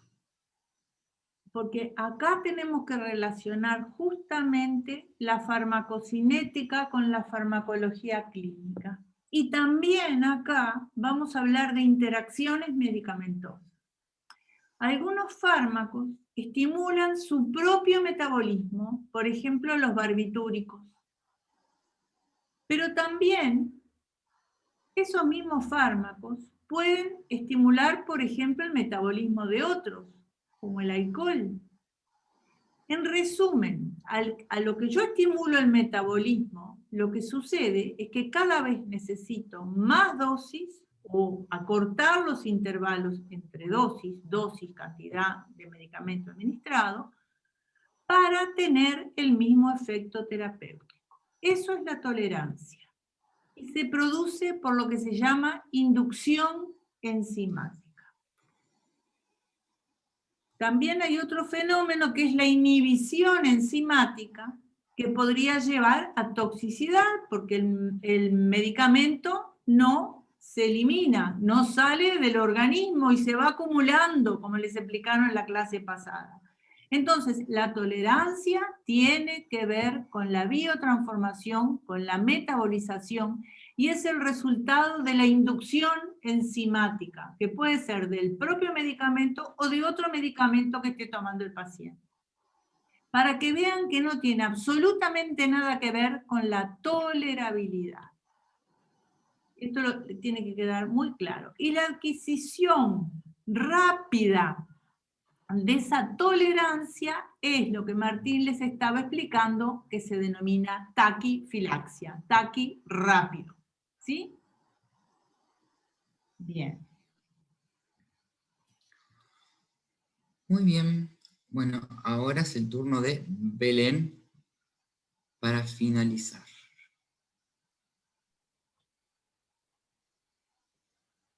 Bueno, voy a compartir pantalla. Buenas noches a todos.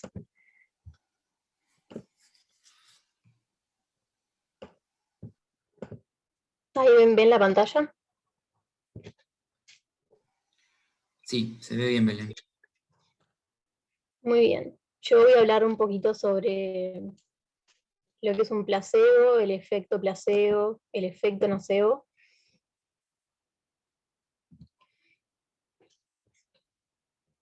Bueno, primero vamos a definir qué es un placebo. Un placebo es un preparado que es farmacológicamente inactivo, pero que produce un efecto terapéutico si es que la persona que lo toma, que lo consume, lo hace convencido de que realmente es un medicamento eficaz o que va a tener un efecto real sobre su cuerpo. Puede ser, por ejemplo, un comprimido que no tenga ningún tipo de principio activo, que no vaya a ejercer ningún efecto real, pero que la persona que lo va a consumir, por ejemplo, en un ensayo clínico, como hablaba Camila antes, está convencido de que va a generar un efecto, entonces realmente lo genera. ¿Dónde se utilizan los placebos? Bueno, su uso más importante es en los ensayos clínicos controlados, que estudian, entre otras cosas, la eficacia de un potencial fármaco, ¿no? Por ejemplo, pueden ser un fármaco o pueden ser las vacunas, como también hablaba Camila, y que, bueno, en resumen, en estos estudios o ensayos hay como dos grandes grupos, ¿no? Los grupos que reciben la medicación real y los que reciben el placebo, que no se va a saber qué persona pertenece a cada grupo, que es la idea, para que las personas que reciban el placebo estén realmente convencidas de que va a funcionar. Entonces, luego de que este ensayo clínico se realiza, si el fármaco real es efectivo, si la medicación que se está estudiando es realmente efectiva, se va a generar un resultado como mayor o que genera diferencias como bastante significativas con los del grupo que en realidad tienen el placebo, ¿no? Porque realmente tiene esa medicación un efecto o un principio activo que va a generar un efecto real. Pero a su vez el placebo y ese medicamento van a tener la misma apariencia para que no sea percibible cuál es cuál. Y en estos casos, ni el médico ni el paciente van a conocer en qué lugar se encuentran, ¿no? Pero bueno, en realidad actualmente no es muy ético darle a un paciente un compuesto sin actividad farmacológica, está un poco en discusión. Entonces, ¿qué pasa? Cuando un paciente, una persona que está en un estudio, en un ensayo clínico, recibe ese placebo, se va a generar un efecto, que puede ser un efecto positivo o un efecto negativo. Un efecto positivo es aquel que denominamos efecto placebo, que bueno, es esto, son los conjuntos de efectos positivos sobre la salud, que pueden ser a nivel psicológico o a nivel físico inclusive, que se producen en este individuo que está inducida por la administración o el consumo de esta sustancia farmacológicamente inactiva, ¿no? De un placebo. Que en realidad no se debe al acto médico en sí, sino a este fenómeno psicológico con resultados favorables que el paciente tiene, bueno, eso de esa esperanza o está convencido que realmente va a funcionar el paciente, el médico, el entorno, entonces realmente genera un efecto, aunque realmente no tenga ningún principio activo. Perdón, ¿se podría decir que en las pastillas anticonceptivas de los últimos días son un tipo de placebo? Vieron que hay unas que son 21 y hay unas que tienen todas para simplemente no olvidarse de tomarlas todos los días, y las últimas 7 no tienen ningún efecto. O sea, ¿es un placebo eso o no? No, no. Acá tenés que separar dos cosas bien claras. El efecto placebo, que es simplemente el hecho de sentirse atendido, todo aquello que puede ser beneficioso para el paciente, que no depende del principio activo. El hecho de tratar bien a un paciente, de ingresarlo al consultorio de una forma correcta, ya va a obrar en forma positiva con el resultado del tratamiento. Por otro lado, como explicaba Belén, está el medicamento placebo, que es una forma farmacéutica que no tiene ninguna actividad. El objetivo de las pastillas que tú estás diciendo es para que la paciente no se olvide. ¿Podrían usarse como placebo? Sí, porque son formas farmacéuticas que no tienen ningún principio activo. Pero en ese contexto que tú la estás mencionando no se usan como efecto placebo. Claro, es solamente para que no se olvide. Claro, en un por así ensayo decirlo. clínico controlado. No es ético hacerlo, pero supongamos, tenés dos grupos de pacientes con dolor. A uno le das una tableta de aspirina, y puedo decir aspirina porque es un genérico, y al otro le das una forma farmacéutica igualita a la aspirina, pero que no tenga ningún principio activo. Los resultados pueden ser superiores al placebo o no, porque el hecho de recibir algo como tratamiento, y sobre todo en el dolor, tiene un 40% de eficacia. Fíjate si será importante lo que está hablando Belén del efecto placebo, que en el estudio del dolor, en un ensayo clínico para saber si un analgésico es eficaz, tenés que pensar que el 40% puede deberse al placebo. ¿Sí? Pero en el contexto que tú estás hablando, no son placebo, ¿sí? Son con otro fin. Bien, gracias René por aclarar la duda. Sí. Bueno, justamente de esto iba a hablar ahora, que podemos observar en este efecto placebo una eficacia real terapéutica, por ejemplo, el alivio del dolor, que puede estar influenciada hasta en un 40% por este efecto placebo, que es puramente psicológico, ¿no? Y por otro lado tenemos que cuando el paciente ingiere este placebo hay un efecto contrario, es decir, un efecto negativo. Ay, perdón.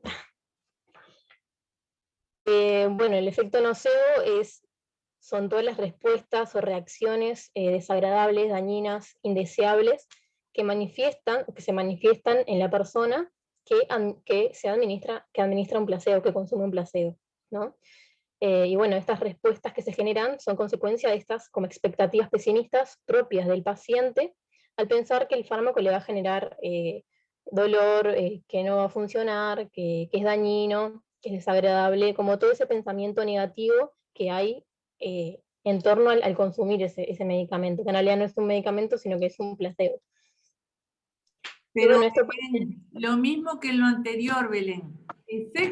Efecto nocebo y el medicamento placebo que puede funcionar como un medicamento nocebo. Una cosa es actitud del profesional hacia el paciente más el medicamento. Por eso, doble ciego. Por eso, neutralizar la actitud y el medicamento nocebo. A ver, seguí. Claro, esto de doble ciego que explicaba René es que en los ensayos clínicos ni el paciente ni el profesional que le está indicando este placebo o este medicamento no sepan qué está consumiendo realmente, para que no se vea influenciada el efecto o el resultado del estudio. Y bueno, pues este efecto nocebo puede generar la aparición de efectos adversos reales o percibidos que, bueno, son propios de la administración de este placebo.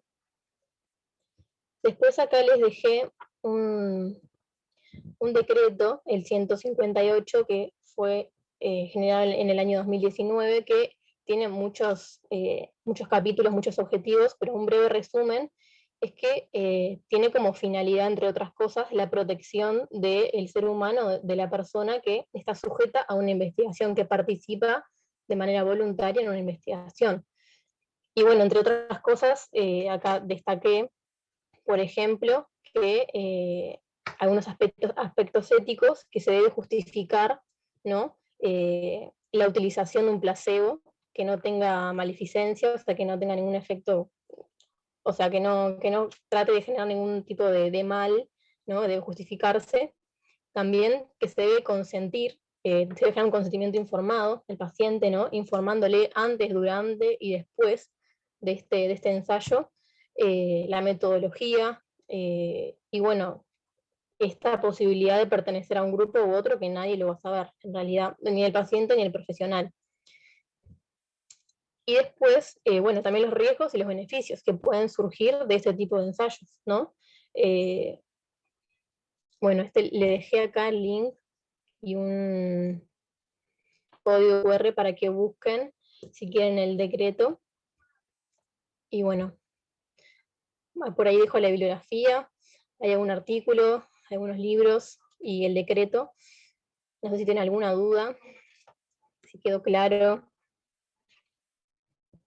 A mí también me surgió como preguntarles, René, no sé si te parece bien, ¿qué les parece a ellos la utilización de placebos en los ensayos clínicos? Perfecto. Porque está como muy controversial, no es muy ético administrarle a un paciente como que participa algo que es inactivo en realidad. ¿Qué les parece a ustedes? A mí me parece que sí se lo afecta al paciente, porque ahí en la norma dice un principio de no maleficencia, pero no le estás dando un tratamiento al paciente con el placebo. Muy bien. Lo que se refiere a lo que le ponía Belén era los principios éticos, ¿no? Que son 5, entre ellos el de no maleficencia. Entonces, con el placebo no le hace daño, pero tampoco le hace bien. Por eso es el cuestionamiento ético. No sé quién estaba Rita, ¿no? Rita Valeria Sanguinet. Sí. Creo que participó. Ahí está. Lo que bien explicaba ella en el decreto es que sí, no hacemos daño, pero relativo, ¿no? Porque si fuera una enfermedad, por ejemplo, oncológica, y a uno le damos el tratamiento, y al otro, a sabiendo de que está enfermo, le damos un placebo, ahí sí estamos dañando. Y eso no sería ético y ningún tribunal les aceptaría. ¿Sí? Pero yo quería insistir en la diferencia entre medicamento placebo y efecto placebo. La actitud, el hecho de sentirse atendido, eso es un efecto placebo. El medicamento, entre comillas, porque es una forma farmacéutica sin el principio activo, es un medicamento placebo. Tanto el efecto placebo como el medicamento placebo ocasionan una respuesta en el paciente, ¿sí?, que no depende del principio activo. Eso hay que tenerlo bien clarito. Y es muy importante para ustedes, futuros odontólogos, el hecho de, por ejemplo, un paciente que va a tener una cirugía, lo tienen 3 horas sentado en la sala de espera, se imaginan con la disposición que va a entrar. Y así van a ser los resultados, ¿sí? El paciente que se siente protegido, bien atendido, hasta va a reaccionar distinto en el cumplimiento de las obligaciones, ¿verdad? De las, obligaciones del paciente, indicaciones posoperatorias. Después, cuando Natalia dijo acontecimiento adverso, que está muy bien. También ustedes ahora cuando empiecen la clínica de tercero, van a ver que se usa mucho evento adverso, no solo relacionado a la medicación, sino a respuestas que surjan de los distintos tratamientos. Evento quiere decir que no se puede hacer o atribuir, para no usar todavía palabras que después les va a enseñar Camila y los demás compañeros, que no se puede atribuir ni al tratamiento ni al medicamento con precisión la causa, ¿sí? Ese efecto es un evento, porque no puedo decir que fue causado por determinada cosa, ¿sí? Para eso después hay que hacer todo un procedimiento y se verá si realmente es un efecto o si no tiene nada que ver con el medicamento o con el tratamiento. A mí me gustaría que los docentes hicieran alguna preguntita más antes de irnos y avisarles que a partir de la clase que viene vamos a estar en seminarios, va a estar todo en el EVA. Así que... Profe, a mí no me quedó claro si, en fin, el placebo está bien visto éticamente o no. Mira, el placebo depende dónde y cuándo. Por ejemplo, en los colutorios, cuando ahora estamos viendo los antisépticos para hacer los campos externo e interno para el COVID, varios estudios, por ejemplo, comparan compuesto de amonio cuaternario con placebo o clorhexidina con placebo, ¿sí? Ahí no tenés más remedio que usarlo y hacer un ensayo clínico controlado, que son los que tienen mayor peso de evidencia. Pero si fuera para el tratamiento del dolor, y a uno le duele y no lo tratás, eso está éticamente cuestionado. Fíjate que cuando vayas a leer artículos de ensayos clínicos sobre dolor, de ensayos clínicos controlados, el grupo control siempre tiene un tratamiento que puede ser el tratamiento de comparación, gold standard se llama en farmacología, y el nuevo medicamento. Entonces el nuevo tiene que demostrar que es superior. Puede ser igual de eficaz y más seguro, o puede ser más eficaz y más seguro. Nunca puede ser menos que el estándar, ¿verdad? El placebo se usa para comparar y para, por ejemplo, a veces se dice, este medicamento es más eficaz, no tiene efectos adversos. Bueno, sí, pero ¿contra qué se comparó?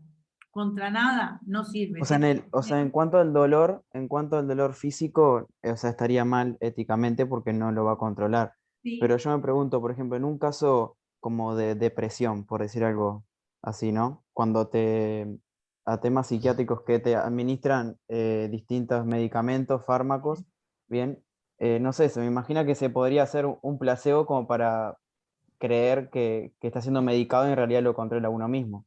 Pero igual, como tiene una base biológica y hay una liberación de neurotransmisores, tiene todo un componente fisiopatológico que hay que tratar, no lo podés dejar sin tratar.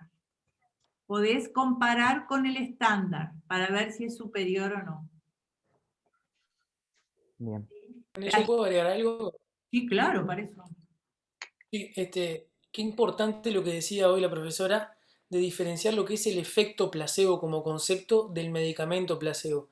Inclusive tener en cuenta que el efecto placebo se puede dar con verdaderos medicamentos como los analgésicos. Muchos analgésicos, dentro del efecto analgésico, en parte de ese efecto analgésico, mucho se da por el mismo efecto placebo y no por la misma acción terapéutica propia del medicamento. Es algo importante destacar que en verdaderos medicamentos también se puede presentar ese efecto placebo. Inclusive, también lo que decía René hoy, de cómo uno se siente tratado y atendido, cómo va a influenciar la adhesión al tratamiento, cómo va a ser la respuesta del organismo de esa persona por la misma sugestión psicológica. Si uno lo atiende bien, en un ambiente propicio, cálido, que se siente contenido, el tratamiento seguramente va a ser más eficaz. Eso denlo por hecho, porque el efecto placebo tiene un rol importante en muchos tratamientos, inclusive en verdaderos tratamientos. Nacho, Y no voy la a utilización de retomar medicamento una placebo. cosa. Nacho, déjame retomar una cosa que dijiste al principio. Sí, obvio, yo finalizo. No, que tú dijiste y que quiero, como se dice, ampliar. Hoy pusiste el ejemplo de los analgésicos, ¿sí? Entonces, no sé si recuerdan algunos, un proyecto que habíamos empezado a hacer que nunca lo terminamos. Existen, como ustedes ya saben, distintas formas farmacéuticas. Y también creo que los compañeros, no sé si fue Belén o Florencia o Camila, que les explicó la aceptabilidad.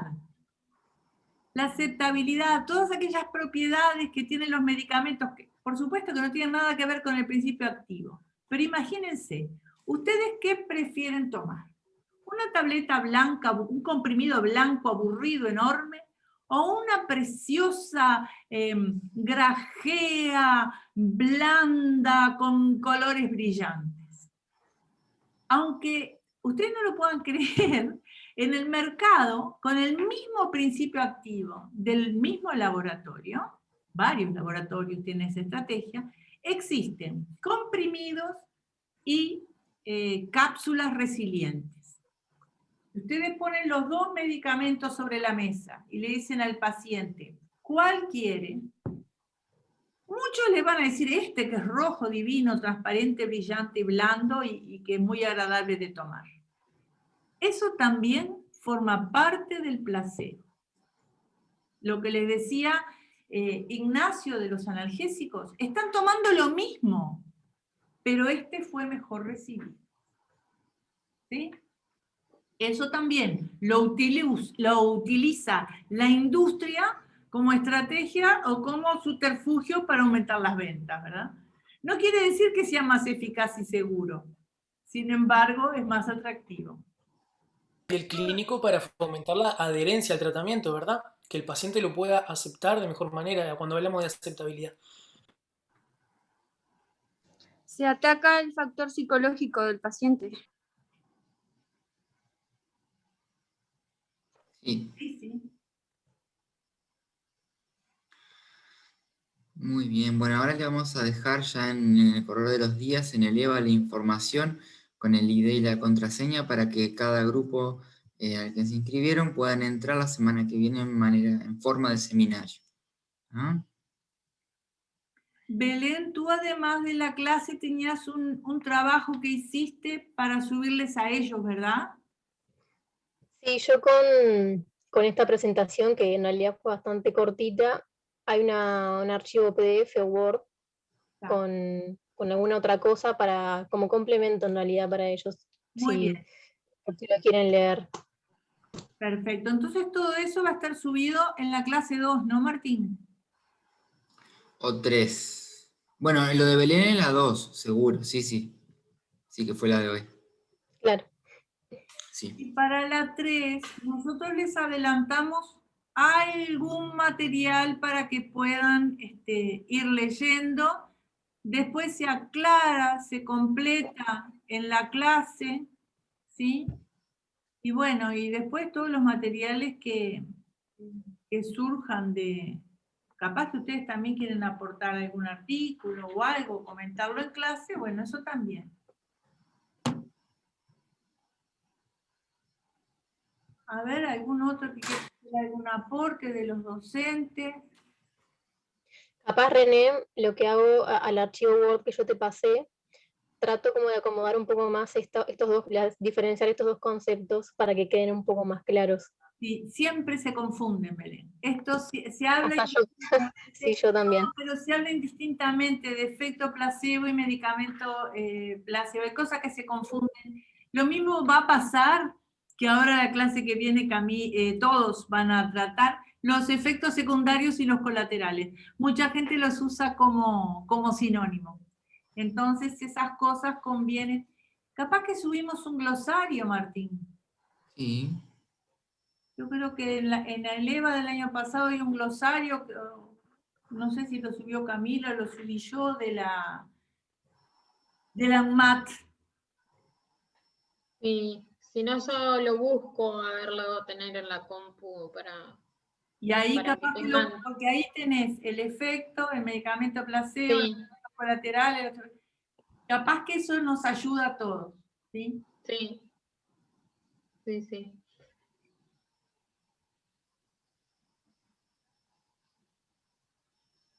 Martín. Muy bien. Bueno. Martes 16 horas, jueves 14, 16, 19, 30. Así que nos vemos el martes a las 16 horas y le ponen todo y di todo en el EVA, ¿sí? Exacto. Sí. Cualquier cosa de la duda el grupo de los martes a las 16 queda igual. Más los que pidieron cambios, ¿sí? Para el martes para el 16 y para el jueves a las 16. Después creo que hay algún estudiante que no está en ningún grupo, por favor se comunica y lo arregla. Que pasen bien. Muy bien. Chao, gracias. Chao. Gracias. Gracias. Chao.